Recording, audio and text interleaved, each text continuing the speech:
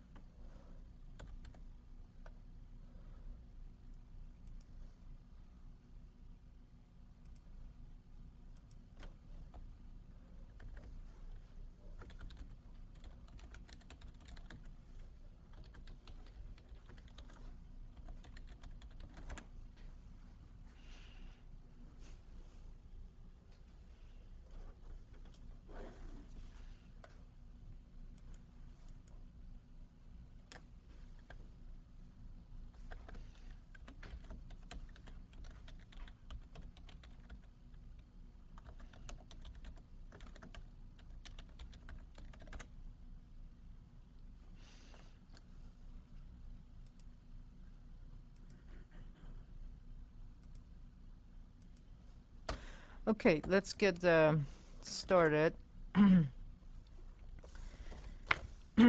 what we talked about last time, let me make a couple of announcements first. The graded homework is ready for you to pick up. That's the last homework of the semester. Also, the presentations are all next week from 9 to 11 in Wang Room. I would strongly encourage all of you to attend the entire 2 hours to ask questions and interact with your fellow students and various other things that's going on. Are there any questions? Yeah. I haven't come up with that yet. I might or might not. Does that matter? Yeah.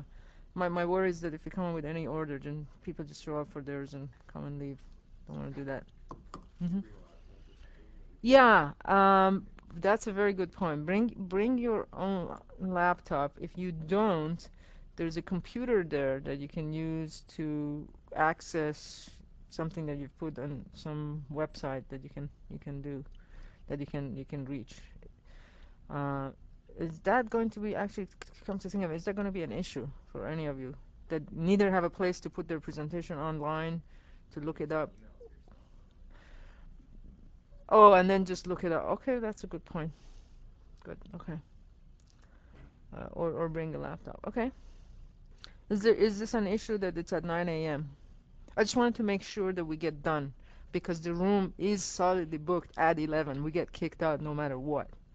Whereas if we have it here, we don't get kicked out. We can exceed 11. But I think that the projector is better there, and we can actually see images better, and various other things. Any questions or comments? Okay, so what I want to talk about is as wrap up DCT. So what we talked about last time was the bit allocation stuff, the optimum bit allocation between DCT coefficients. And today, what I want to do is talk a little bit about DCT quantization. Here we go.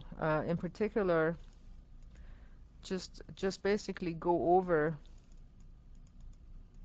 Okay, just basically go over how the various ways people quantize DCT coefficients, and then quickly run into JPEG, show you some images that have been JPEG quantized, and then use JPEG as a motivation why we do JPEG 2000, and then that takes us automatically into multi-resolution, subband wavelet coding, and then come back to paper, explain some of that stuff, and then next lecture talk a little bit more about JPEG 2000 and some examples of real-life situations where wavelets are used, and talk about what's called EZW, a technique that is used to encode wavelet coefficients, because that's kind of different from DCT.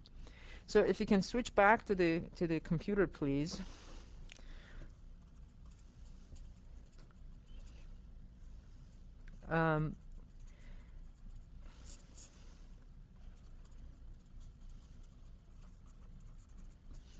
Okay. I will make those available to you on the web, so you don't have to make copies of it. So just to remind you what transform coding is, the basic idea is that you're representing an image or a piece of an image, which is shown here as a linear combination of a bunch of basis functions. So it's t1 times this plus t2 times this, etc. I have to learn to do page down. Okay, so this is again review of last time. How do you design, how to pick your transforms? We talked about this last time. We want to have energy compaction. We want to have as few of the coefficients in a transform domain contain as much of the energy of the signal. And we also want the coefficients to be uncorrelated with each other as much as possible. And we went over KLT, Cahunan-Love transform, which is the optimal transform for a given statistical class of signals that have the same covariance matrix. We also talked about the disadvantages of KLT, and then we moved to DCT, and we showed that if the signal is a first-order Markov process, then as rho, the correlation coefficient approaches 1, KLT approaches DCT, or the performance of DCT approaches KLT. And we talked about different block sizes, and we talked both about the compression efficient, the compaction properties of DCT versus KLT versus Walsh-Hadamard last time. And we also talked about block sizes, and we found out that it's advantageous as the block size increases from 2 by 2 to 4 by 4 to 8 by 8 to 16 by 16, the compaction property improves. However, beyond 16 by 16, it doesn't get any better, which is one of the reasons people use that. Just so that you can visualize this DCT basis functions. This is I've already shown you the 4 by 4 basis functions for 4 by 4 DCTs. This is the same thing for 8 by 8 with DC coefficient here and the highest frequency here, and again, and as we move this way, the horizontal frequency increases. As we move this way, the vertical frequency increases. This is the forward transform. This is the reverse transform. A review of last times. This example is used. Can you read the numbers there? No. Let me see if I can enhance this to make it 100%.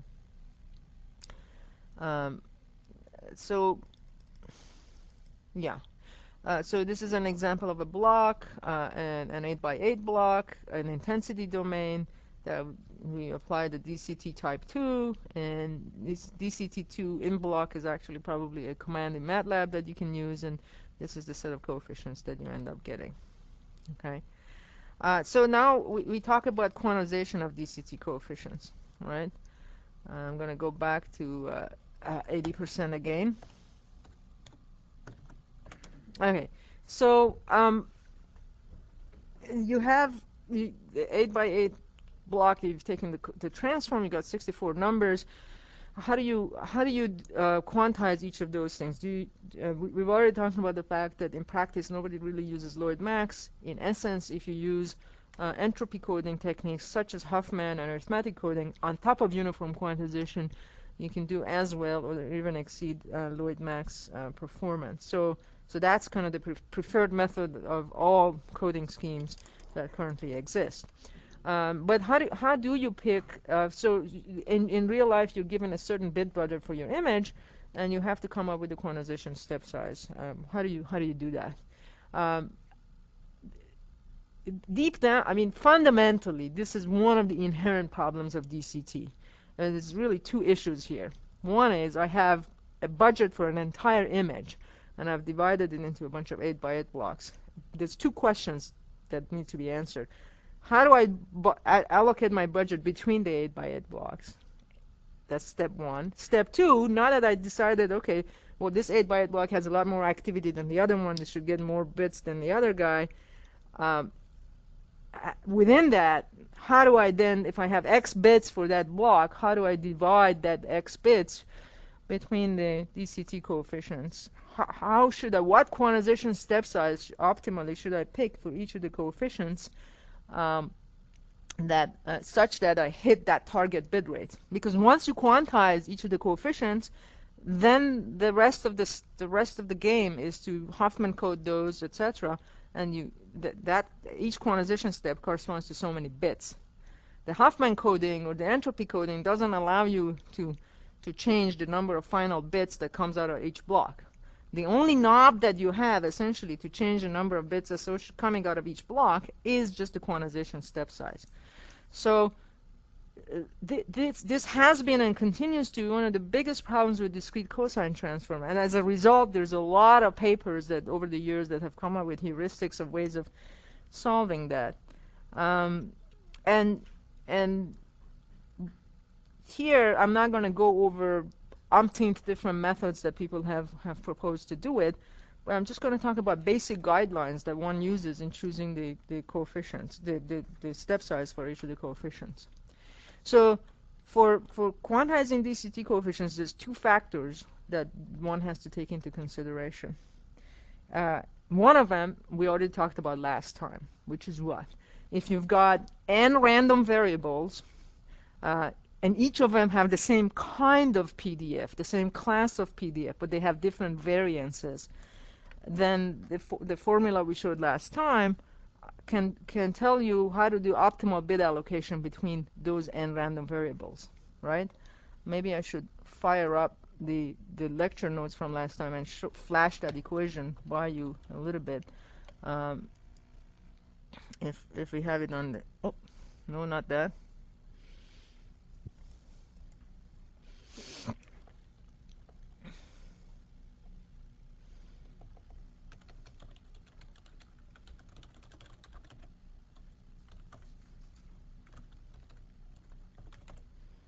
Okay, so if we go to last time's lecture, discrete cosine transform, and rotate it,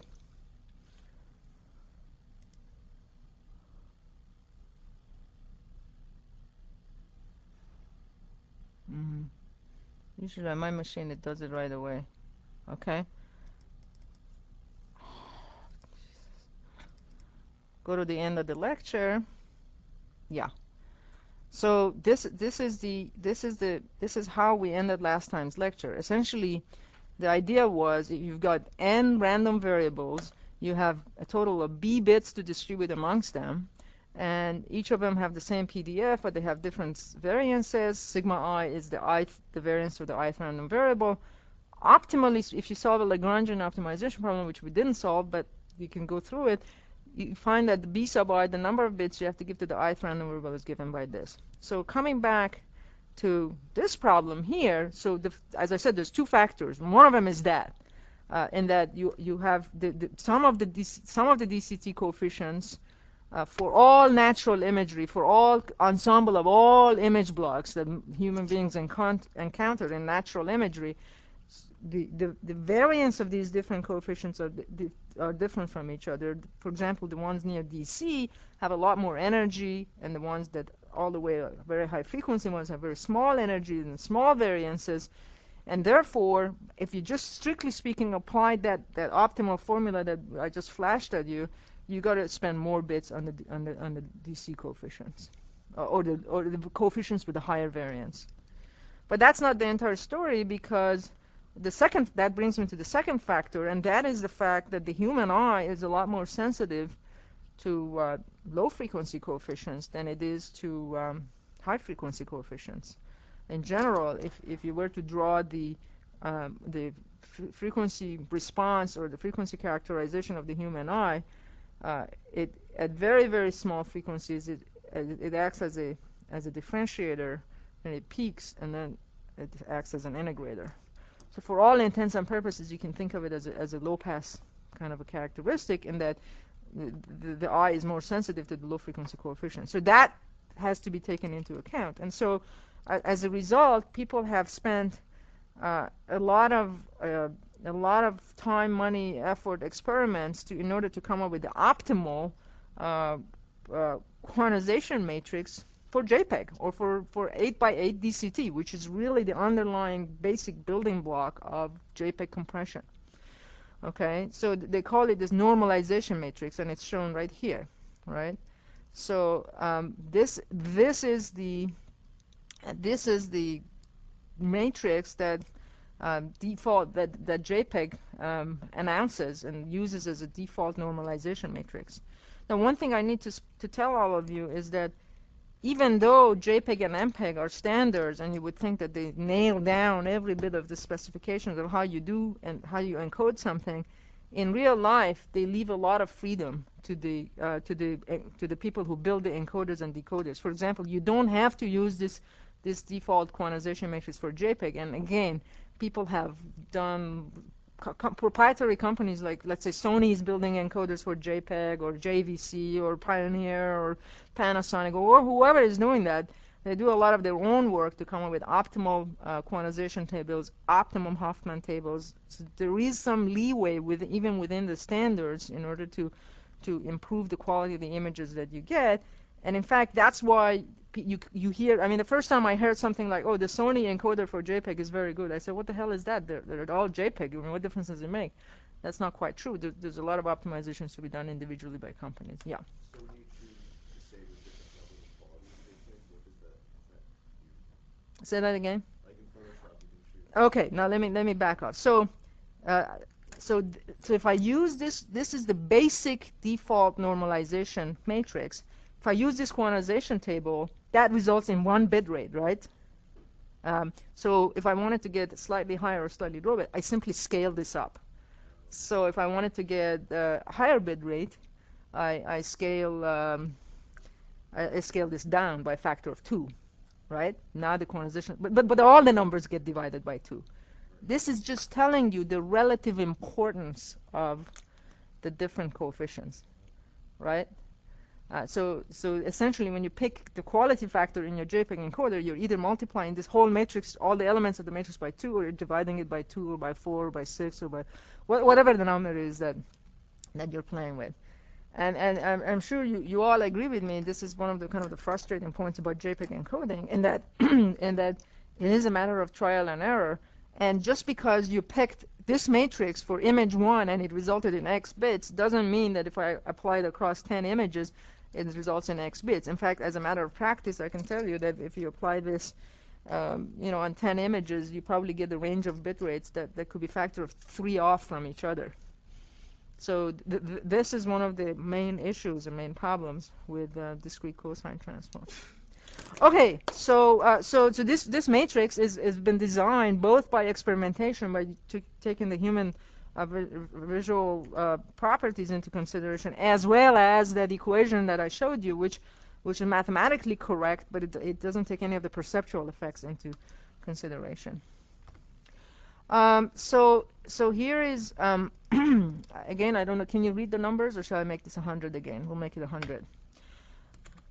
So here is, remember from previous example, here we had this intensity block. This was our DCT coefficients, 31, 51, 1.1, etc.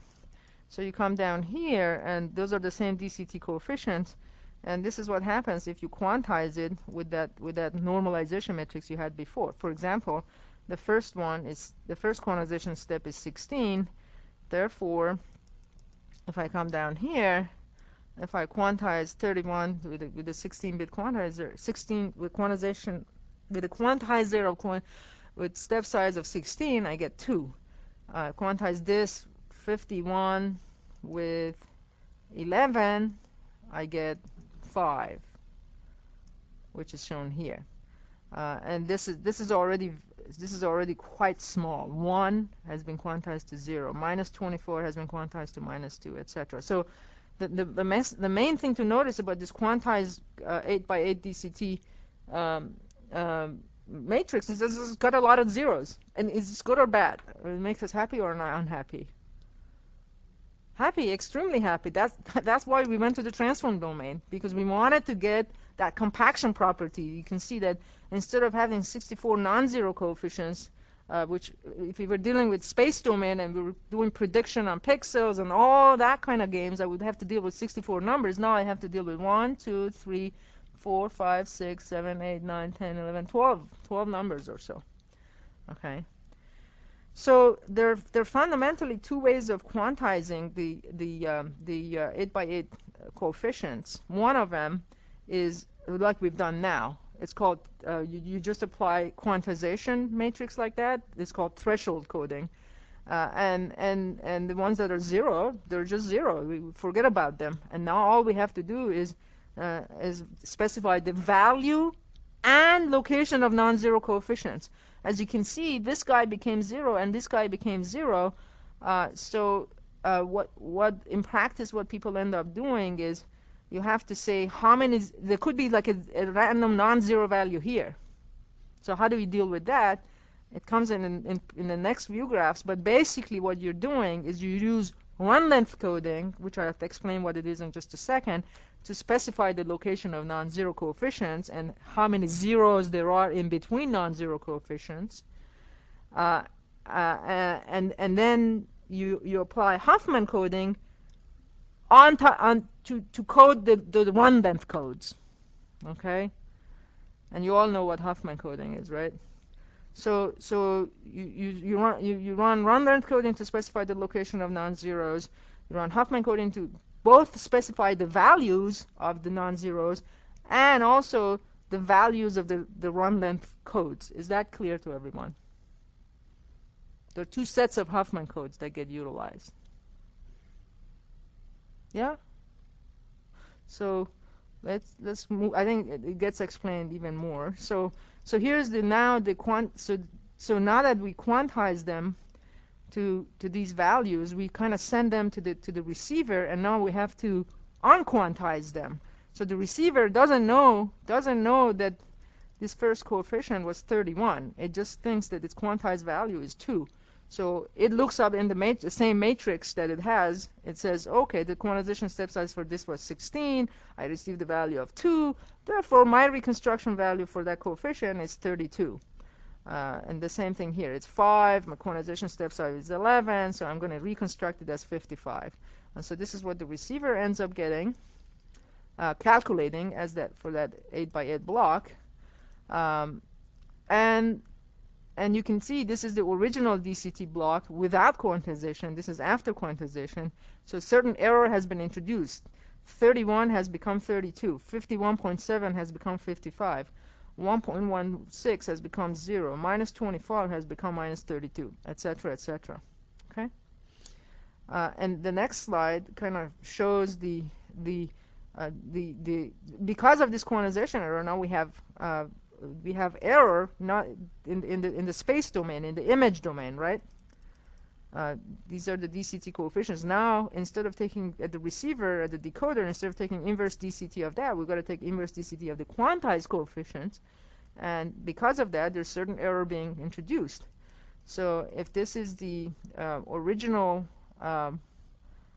this is the original image block that we started off with, and visually it looks like this. After we've taken the DCT, quantized the DCT coefficients, and unquantized them, it looks something like this, which is, I think, visually is a fair approximation. And if I wanted it to be even a better approximation of the original image, what do I do? Just decrease the quantization step size. That reduces the amount of error that I introduce. So it's a knob that you can apply and in order to affect quality. Now, one of the reasons people don't like DCTs is in many software implementations, if you're sending your video or images across a channel, and at any point in time, the channel has so much bandwidth available. For example, there's fading going on if you're sending over a wireless channel, or if you're sending it over internet, there's congestion and all these other things. So people give a feedback to the encoder saying, oh, the channel has gone down, so code this frame at a lower rate. One problem with DCT is that if you have a target bit rate, you have to do multiple trial and errors, and multi-exhaustive search to some extent to hit the correct bit rate. And that's one of the disadvantages of DCT. So in some sense, it's not very good. Doesn't have this is called rate control. So DCT doesn't have very granular rate control. Again, people have done a lot of work coming up with models for images, ahead of time before I do anything. Can I compute or do something, but look at my block and guess so that I can hit my target bit rate in one shot with this much accuracy? That's still a very hard problem. That's for those of you, there's a subset of you doing matching pursuits or kind of decomposition. That's one huge advantage of that kind of a technique. And for those of you who are not doing that project, you'll find out about it next Friday. Okay. So now what you do is you zigzag order. So as I said, one method which we've done here is threshold coding, which means that you just quantized it and a bunch of the coefficients were 0. And another method which is used a lot less is called zonal coding. And well, let me get to it. Let me just go in order. So now that we've got those DCT coefficients, we have to come up with some ordering of them, because there's a bunch of non-zero values, and then there's zeros and non-zeros mixed with the zeros, right? And we have to specify the location of the non-zero ones and the value of non-zero coefficients. To do that, we have to come up with some sort of this is a two-dimensional array converted to a one-dimensional array, so we can talk about location, right? And typically, because the energy of the variance and the energy of the coefficients is highest here and becomes lowest as we go across diagonally, people do some sort of a zigzag ordering of these things. So so this is coefficient 0, 1, 2, 3, 4, 5, 6, 7, 8, etc. Okay? And you might be you might be asking a question, which is why not go down first? And you could equally accept that there's some reason to believe that this coefficient is, I forgot, has a uh, low horizontal frequency and high vertical frequency, so it's generally it has more energy than this coefficient. But if it does, it's a very minor effect. It basically stems from the following fact: you take in picture of things because of gravity and because of the way we've laid things out. There's in general a lot more horizontal lines than there are vertical lines. But that's a hypothesis that's to be proven, and therefore people argue that like this DCT coefficient probably has more energy than this one. It's all second order effects, nothing to sweat about too much. In any event, so once you zigzag order these DCT coefficients in this manner, you end up getting a one-dimensional array, and if you plot the variance of that one-dimensional array as a function of coefficient index, you get the decreasing function, which is exactly what you wanted to do, because now you're going to specify the location of non-zero coefficients, and ideally you want all the non-zero coefficients to be next to each other. And if by some random haphazard thing there's one non-zero coefficient here, well, you jump to that. But by this rank ordering and by this zigzag scanning of this thing, you're able to pack all the non-zero coefficients for most images right next to each other. Is that clear? Okay. So having done that, so now I'm going to talk about the run-length coding and the Huffman aspects of this. So this was our quantized DCT coefficients, 2, 5, 0, minus 2, etc. And this is the run-length symbol representation. Can you read, or shall I make this a bit larger? A little bit larger. Okay, we can do 120. Okay, much better. Okay, so can you read now? Okay. So we start at this upper left corner. This is 2, and the next one says 0, 5. That means there's no zero coefficients between this. Remember, this is the zigzag order that we're going to do. This, down, up, down, up. This is the spiral. It's called zigzag. That's the zigzag scan we do. So we start at 2. Now we have to move to 5, and this 0, so with the symbol we generate is 0, 5, implying there's no non-zero coefficients between 2 and there's no zero coefficients between 2 and 5, and the 5 here just represents this value. The next one is 0, 9, means there's zero coefficients between this and the next coefficient, which is 9. The next one is 0, 14. From here to here, there's no zero coefficients, and the next coefficient is 14. The next one is 0, 1, which represents this one. The next one is a zero coefficient, and the next coefficient after that is minus 2. We're not going to code the 0. All we're going to say is that there's one zero coefficient between 1 and the next non-zero coefficient, which is minus 2. So that's this 1, minus 2. And then you come down this way, this way, this way, this way, repeat the same thing, and then here you end up coming at minus 1, and you have 1, 2 zero coefficients, and then a minus 1. So this is the symbol representation of this thing here, okay? And then you hit an end of block, okay? So what you end up kind of coding is for your run length values is counting the number of zeros, like in this case 1, in this case 2, in this case we don't have a non-zero coefficient here, but if we had some oddball value non-zero coefficient here, you have to count all the zeros to get to that point. And this is what's meant by run length coding. And in run length coding, run length coding essentially is counting the number of zeros between non-zero coefficients, and at the end you've converted a sequence that has a bunch of zeros and a bunch of non-zero values into a sequence of numbers, 5, 14, 10, etc. And that sequence of numbers is something that you have to entropy code again in a lossless way, you apply Huffman coding to that in order to represent it, and that this is what's said here. Um, okay. So here's some pictures that hopefully can come out nicely on the screen. I might have to reduce this by a little bit. Yeah. Well, you know what? I'll show two at a time because I want you to see the.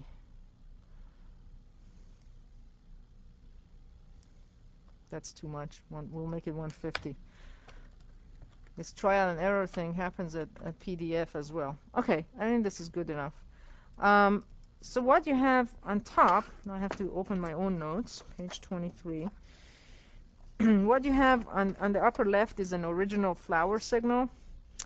This is if we keep 1/4 of the coefficients on each block.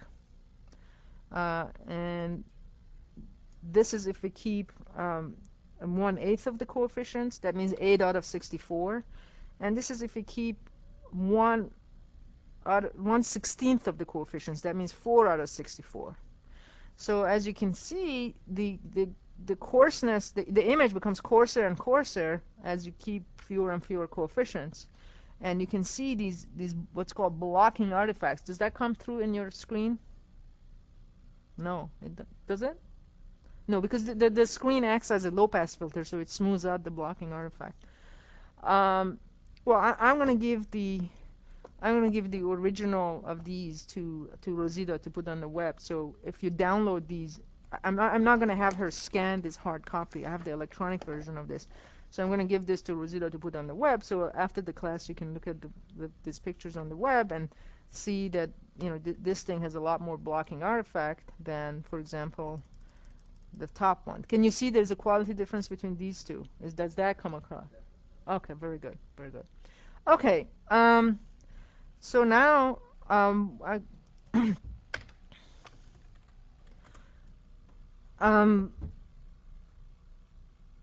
so that brings me to the last kind of comment about threshold coding versus zonal coding. So all of what I've talked about so far is a technique called threshold coding, which essentially means we just apply that quantization matrix to the image, and the coefficients that are zero, they're zero, and that's it. We just run length code and Huffman code. And that's, by the way, that's used in 99% of the systems.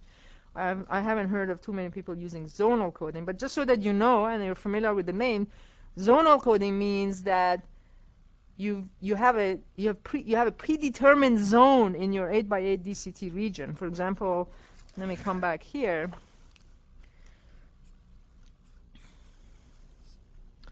This is my 8x8 blocks. I could say, okay, this triangle here is what I always code. Regardless of how many zeros there are here and how many non-zero coefficients scattered outside, I have a prefix zone in mind, and I'm always going to code coefficients there. That's referred to as zonal coding. Hardly anybody uses it, okay? So that's an alternative to what's called, so this is called zonal coding. That's an alternative to what's called threshold coding, which is used a lot more frequently, and we already talked about threshold coding. Essentially apply the quantization matrix. Okay. So then, as I said, the other thing to remember is that each of the coefficients that are non-zero has to get Huffman coded. In addition, the run length codes, which tell you how many zeros there are between non-zero coefficients, gets Huffman coded. So there's a lot of Huffman coded tables hanging around. And the Huffman coding, as you know, it's merely a bit allocation scheme, right? It introduces no loss, no error. It just allocates bits. Essentially, it works as it allocates fewer bits to the symbols that occur more frequently, and larger number of bits to the symbols that occur less frequently. So having described all of that, what is the potential problem with a communication system that employs this? Especially if you're using it in a video setting where each frame is predicted based on the previous one. What happens if one bit in the Huffman table gets flipped? The entire bit stream gets corrupted, and you just make huge mistakes as to what coefficients was where and everything like so. It causes kind of for this reason, And if it is for video, that error keeps propagating from one frame to the other. And that's kind of a bad thing. So for that reason, there's been a lot of work on what's called error resilient coding and error concealment, error this and error that, because for example, if you're sending video over wireless channels where there's a lot of noise, and unless you use reliable protocols like TCP, that end up retransmitting until the correct packet is sent in its entirety. In its entirety. Unless you use that, you're going to be in hot water. So people have come up with what's called reversible variable length coding. It means reversible Huffman coding. So if something goes wrong, you periodically have to resynchronize all the blocks so that the error doesn't indefinitely propagate through your images. I mean, there's a whole body of literature, and maybe when I taught the course, I don't know, in late 99 or 98 or something like that, um, a lot of the students did their projects and paper reviewed on this topic of error resilience. It was a very hot topic in late 90s, error resiliency, error recovery, error concealment, that kind of a thing. Okay? Okay, so now that we've explained all the machinery, and let's just talk about JPEG a little bit. So there's multiple flavors of JPEG. Um, um, First of all, it stands for Joint Photographic Expert Group, and MPEG stands for Moving Picture Expert Group. I mean, you have to have a big ego to call yourself experts, right? And these guys meet 4 times a year, and companies send representatives, and each company tries to put their approach and their patent into the standard, because at the end there's a patent pool, and the only way companies recover all the R&D money put into generating all those results is to have patents that get into the standard. So there's huge political battles in the standards meeting as to which techniques get into it, and it's not always purely technical superiority of one technique versus another. And then some companies, they don't want to show their hand, so they hire other companies secretly without telling the rest of them to represent them. And so Sarnoff Lab is the one that usually does that. They're essentially a consulting house, and so they get hired mostly by Asian companies to present results and try to get the patents in. So it's a big political kind of a conglomerate. If any of you are interested, I can tell you stories about that at some other time. But anyway, it's part of ISO, International Standards Organization, and MPEG is part of ISO as well. And JPEG and MPEG are both a standard, are done jointly by ISO and ITU, and ITU is the International Telecommunication Union. So there's 3 flavors of JPEG. Okay, there's basic JPEG that was completed, if you will, or wrapped up early 90s. And it's a lossy coding, and it's based on TCT, pretty much the techniques we've talked about so far. Then there's a lossless JPEG, which results in lossless encoding of pictures. So that means that if you had a picture that every pixel was 8 bits deep, after you've JPEG encoded it using JPEG lossless, the reconstructed JPEG image at the other end, bit by bit, matches the original. There's nothing that got lost. And you might say, well, what are some applications of this? Medical imaging is one, because there's dangers of lawsuits and patient lawsuits if there's errors introduced in the images. And then, big ego Hollywood directors who don't want to introduce any loss in their movies, because they think that every scene has its own intention, and if somebody else comes and compresses it, it distorts their original intention of what they meant. So that's another kind of application. Like what Alan and Cindy are both working on are also lossless coding, but they're not based on JPEG. But in those applications, you're compressing layouts of integrated circuits, and if you introduce losses, for example, a functioning transistor might become dysfunctional, and then you end up wasting billions of dollars building a chip, many copies of a chip that don't work. So it's very important not to have any loss there.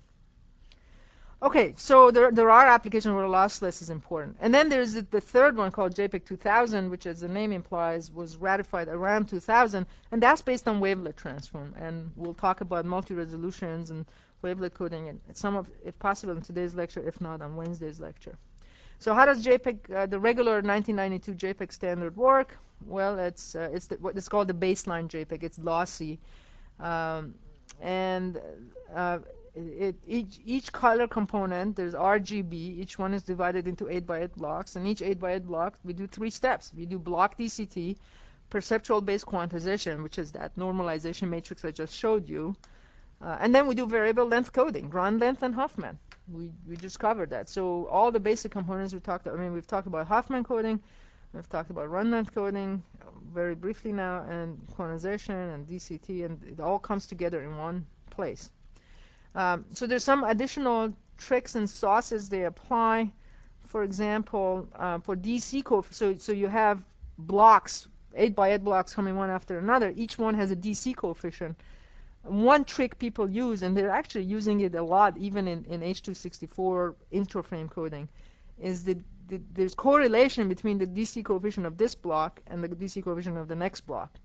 Even though we applied transform coding to reduce correlation, across blocks there are correlations.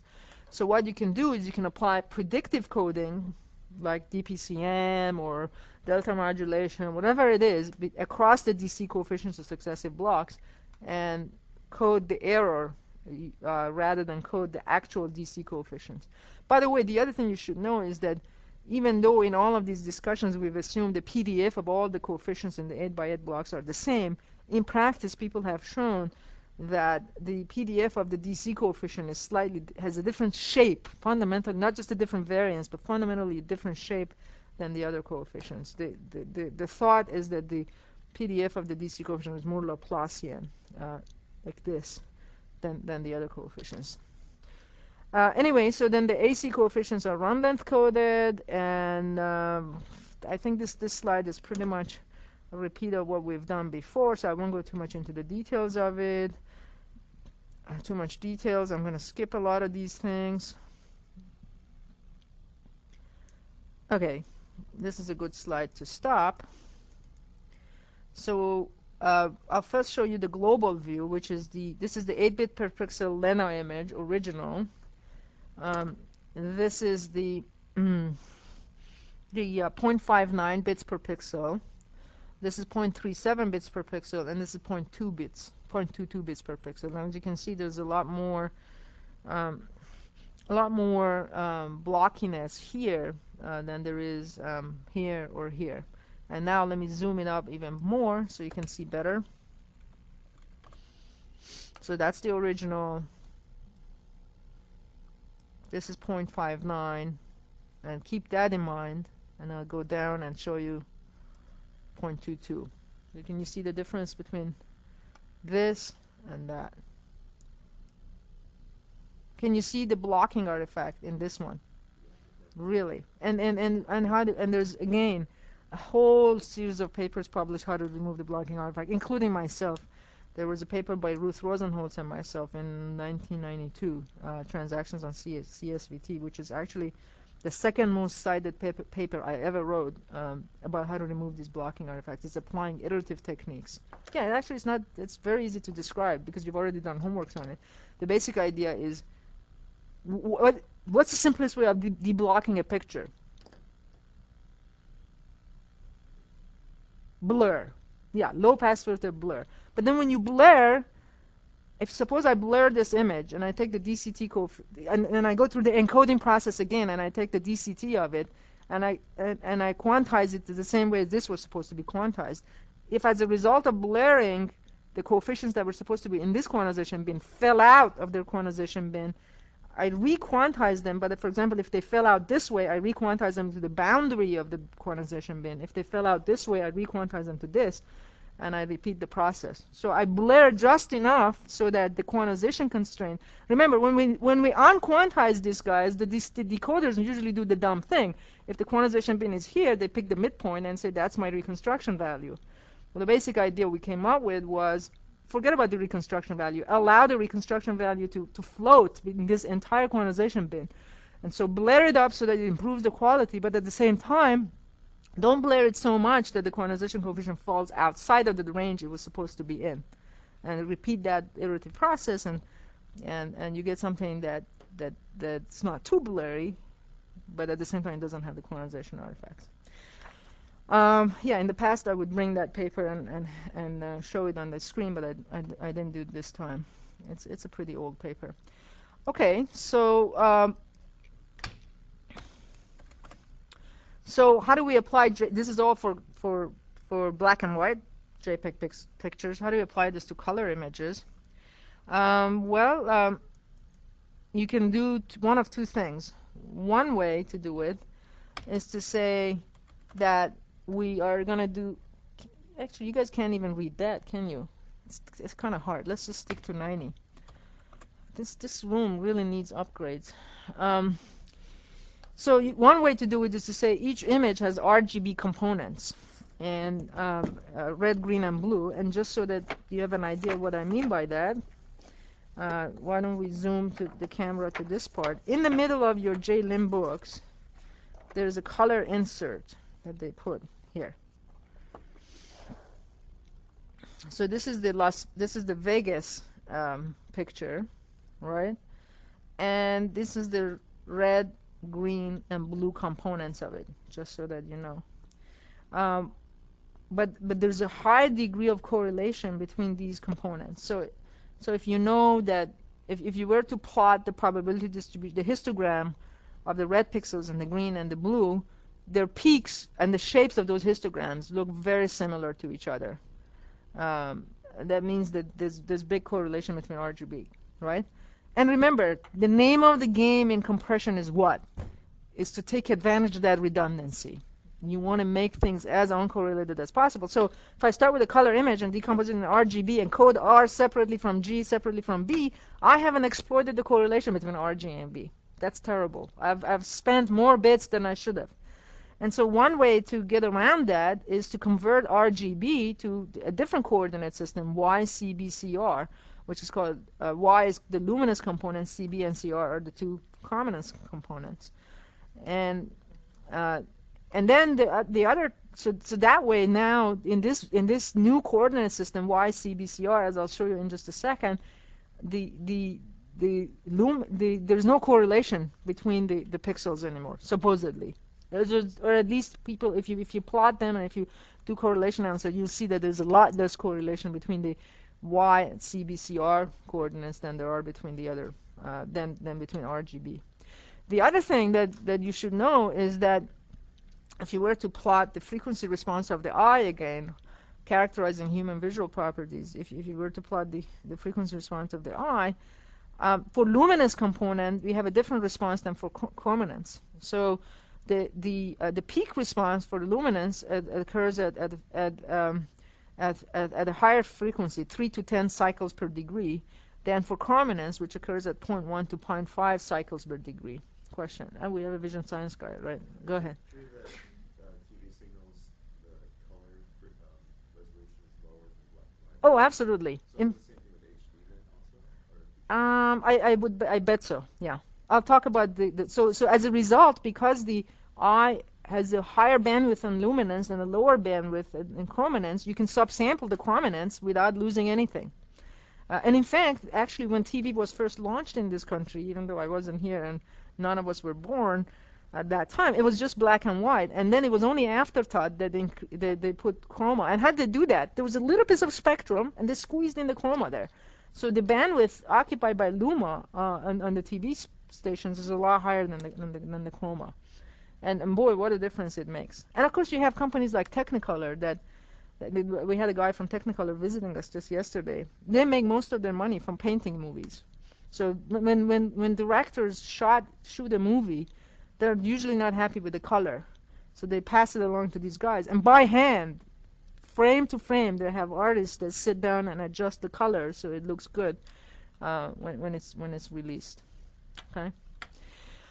So coming back to your point about subsampling, here's the four kinds of, okay, well, before I get to that. So here's the matrix conversion. If you have RGB values, you can apply to this matrix to get Y, C, B, C, R, and then can go back from one domain to the other domain as well. All right? So it's an invertible. It's just a 3 by 3 operation. Now, coming back to the Chromium and subsampling, there's many formats for video and color images. And I'll start from left and I'll go to the right. There's 444, where for every 2 by 2 Y pixel, there's also 4 CB and 4 CR pixels. So in this picture, the black circles are Y, and a rectangle here is, I'm sorry, a triangle, a red triangle is a CB and CR pixel. So in 444, there's 4 Y pixels, 4 CBs, 4 CR. Then you got 422, which means that for every 2 by 2 pixel, 2 by 2 Y pixels, there's 2 CBs and there's 2 CBs and 2 CR pixels. Okay, so that's 422, means for every 4 of these, there's 2 of these and 2 of that. Then you go to 411, that means for every 4 Y pixel, there's 1 CB and 1 CR. Okay, and so there's oh, sorry, in this case, not for every 2 by 2, but for every 4 by 1 Y pixel. So for every 4 of these guys, there's 1 CB and 1 CR. So another 4, 1 CB, 1 CR, another 4, etc. And then you have 420, where for every 2 by 2 pixel, you have 1 CB and 1 CR pixel. Okay, so there's a lot of, so when you hear about a video format that was 422, 420, that's kind of what it refers to. It's not the most intuitive thing, but at least the numbers kind of represent what the thing is all about, right? And the most common format is what? Does anybody know? It's 420. That's the one that's used the most. And in fact, in JPEG coding and in MPEG coding, most of the time the videos that the initial video format that you receive to encode is it's through cameras, through high definition cameras, low definition cameras, is in this format. So how does JPEG deal with this? Well, they've got the thing called a basic coding unit, which we call the data unit, and it consists of 4 8 by 8 blocks of Y luma, and 1 8 by 8 block of CB, and 1 8 by 8 block of C4. So there's 4 to 1 so for every 4 Y pixel, there's one of these guys. 4 Y pixels, there's one of these guys, right? And then you just do the encoding of these things separately, and you get much better performance than doing RGB kind of encoding. So RGB encoding is almost not done.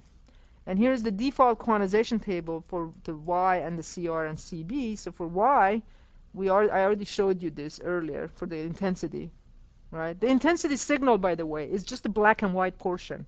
Let me show you this picture. I think that would be useful. For that Vegas picture, right? Here, can you switch back to the camera here? So this is for that same color picture that I showed you a second ago. Where is it? Here's my insert. Here. Yeah, this was the Vegas picture in color. These are the RGB components. And this is for that same Vegas picture. This is the Y component, this is the I, and this is Q. And let me see, is it the same? Hold on. Yeah, it's not. Yeah, YIQ is yet a different kind of a coordinate system than YCBCR, but it's pretty close. So this is YIQ. Okay. But the point is that the black and white signal that you see is essentially the Y in the YIQ is the same as the Y in this YCRCB, but then CRCB, the color components there are different from here. There's a lot of different, the point to be taken home is there's a lot of different color systems and you have to do a lot of conversion. But anyway, for CRCB, uh, for the default quantization table for luminance for Y is the same as what I showed you earlier, and for chrominance CR and CB it looks like this. So you can see there's huge quantization values for all of these coefficients. Okay. Moving down, performance of JPEG. I'm just going to show you a few pictures. Let me see if I can.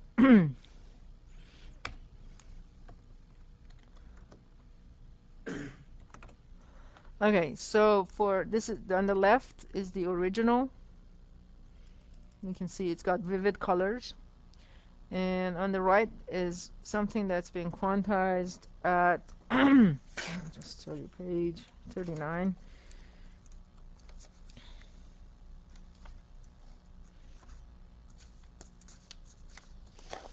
At 1.63 bits per pixel. So I would say I'm looking at the high resolution computer screen. I don't see that much difference. Like compare the apple with the apple, as they say.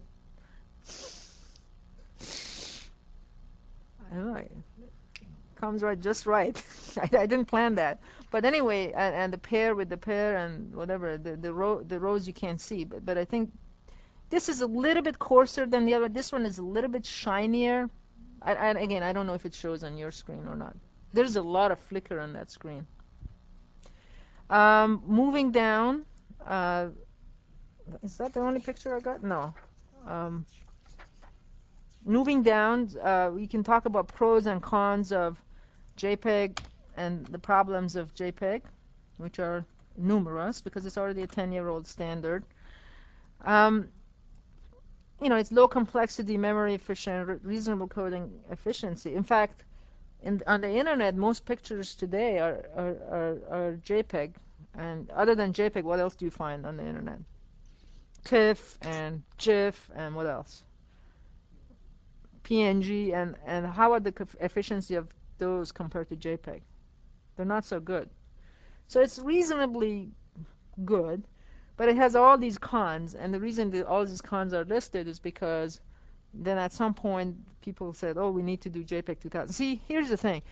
The people in companies who go to this standardization meeting, they want to make sure their job continues forever, right? So as soon as they finish one standard, they say, oh, there's so many things wrong with that standard. We got to do a new one, because they want to keep going to these meetings and they want to keep their job alive. And boom, now we do JPEG 2000. Anyway, these are the cons for it. It doesn't have spatial scalability. It doesn't have SNR scalability. It has blocking artifacts. It has poor error resilience. It doesn't have all these bells and whistles they wanted to introduce, tiling and regions of interest. So boom, now we come to JPEG 2000. So what are the features that it has? Well, it has improved coding efficiency, and it achieves that by using wavelets, which we talk about today or on Wednesday. It has full quality scalability, and I'm going to talk about scalability in just a few minutes. There's temporal scalability for video, for images, there's spatial scalability, and what's called SNR, or quality scalability. I'll talk about all of those in just a second. It has improved error resilience, there's tiling, regions of interest, but it is more demanding on memory and computation time. So what is scalability? Basically, scalability means the following idea. If I encode an image in a scalable way, I'm generating a scalable bit stream with a property that if I receive, I don't know, a portion of it, I can still decode and have a slightly degraded version. And by degraded, it could be either smaller spatial quality, or it could be lower visual quality. And then as I encode more bits, here's a bit stream from left to right, right? So if I receive only this portion, I get, let's say, the spatial scalability means this. I can decode it to a small image. And if as I receive more bits, I can make it bigger, more bits bigger, more bits bigger. So in this case, I'm showing spatial scalability. You can also think about what's called quality scalability, or SNR, signal to noise ratio scalability. So in that case, if I receive a little bit of the bit stream, the size of the image that I decode is the same, but the quality is poor. And as I get more of it, the quality keeps improving. But I need to have encoded the image in a scalable way to begin with, so that it decodes in this nice scalable way, right? And what are some reasons one would want to do that? Why is it a good idea to have scalability?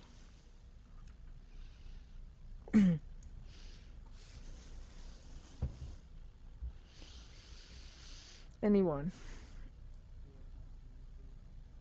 Real-time communication. What do you mean by that? So let's say you're doing telecom, and let's say, like doing it this way, if you don't receive all the data from that one frame, the other side gets to see something. Mm-hmm. In terms of how could you scale that? Mm-hmm. Uh, Okay. Name one application that we're all engaged in that would benefit from something like that. Web browsing, right? So what do you do when you're browsing? You go from one page to the other.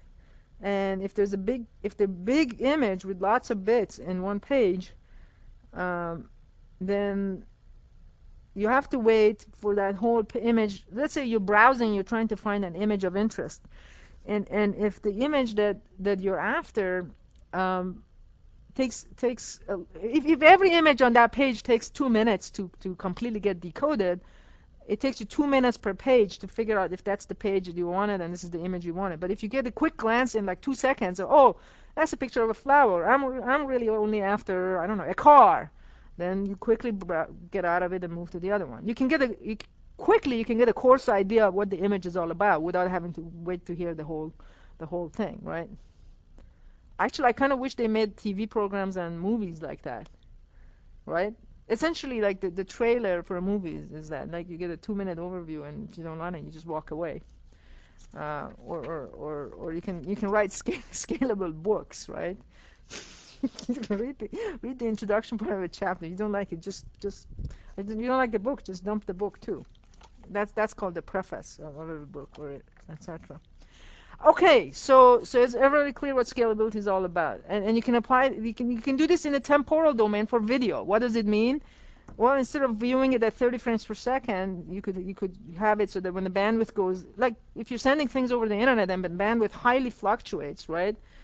Rather than real time and controlling the encoder so that it produces fewer bits or more frames or less frames, you can encode it in a scalable way. So when the channel goes down, you send fewer bits, and when the channel goes up, you send more bits, and the quality improves. And again, that's another paper I did with Dan Tan in 1999, Transactions on uh, Multimedia.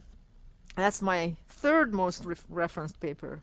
And actually, if you want to know what my first most referenced paper is something that David Topman did that went into JPEG 2000, and I'll talk about that next time.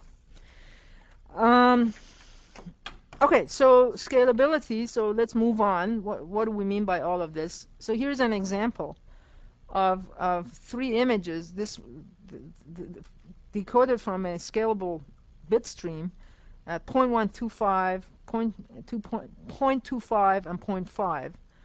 And let me increase that to 100, let's say 150, so you can see. So you can see there's a lot of artifacts on this image compared to this. Well, I think it's, but I don't see too much between these two. Let me just memorize this and look at this. Do you see any difference? I do. It's pretty high. Yeah, I think the TV really just kills the whole. If it just had an LCD projector, you could see exactly what we got on the screen here. Anyway, again, the electronic version goes on the web. I encourage you to take a look at it after we put it on the web. Um, yeah, I mean, basically, there's a lot. Yeah, I don't think you see that. Let me just move on to the next thing. So spatial scalability. So what you have is a small version of this, and then you send more bits, you get slightly bigger, and send more bits, and you get slightly bigger. So this scalability thing is a great thing, but what could be one of its drawbacks? One of the problems is that by the virtue of making your bit stream scalable, right? by introducing that property, you might lose some coding efficiency, right?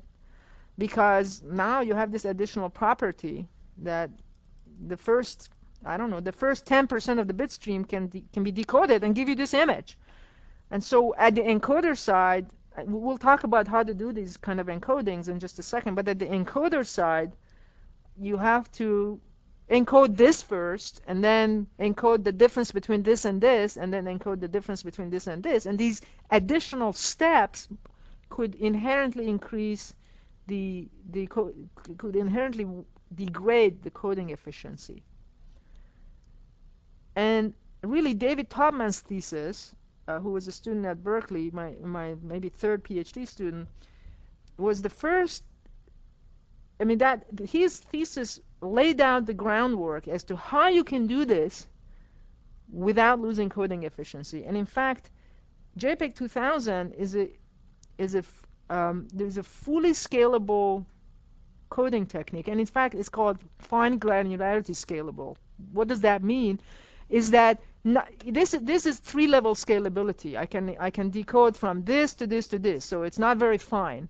There's another thing called SNR scalability, which is fine grain. That means that every additional 2 bits or 5 bits improves the quality.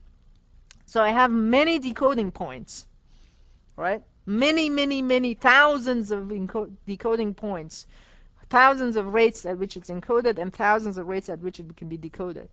So David Topman's thesis was good because it was the first time people showed that you can eat the cake and have it too.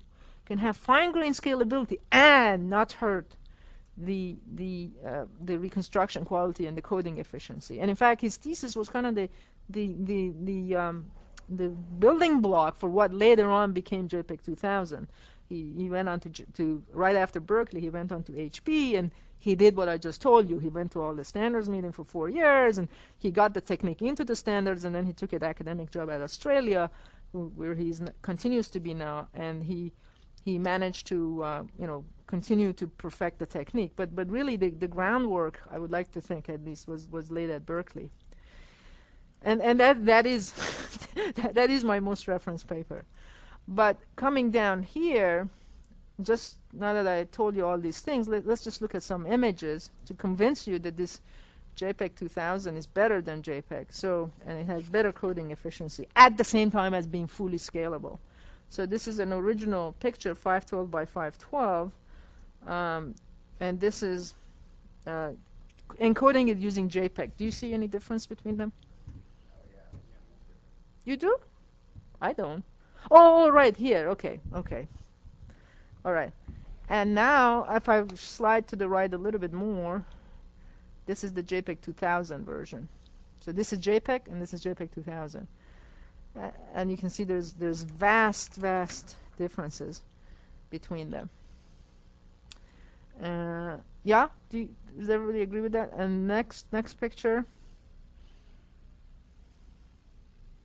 This is JPEG 2000. And if I move to the left, that's JPEG. You can see all these contouring and blocking. Does that show? Yeah. Okay, good. Something shows. Okay, so how does JPEG 2000 achieve this scalability? The core of it is really the wavelet transform. And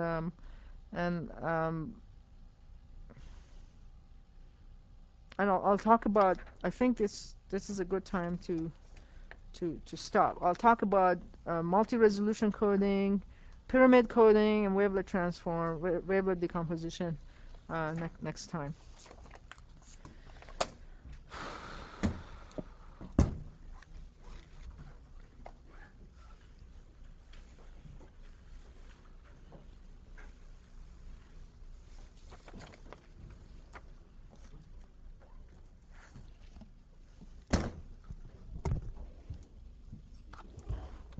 Don't forget to pick up your graded homework.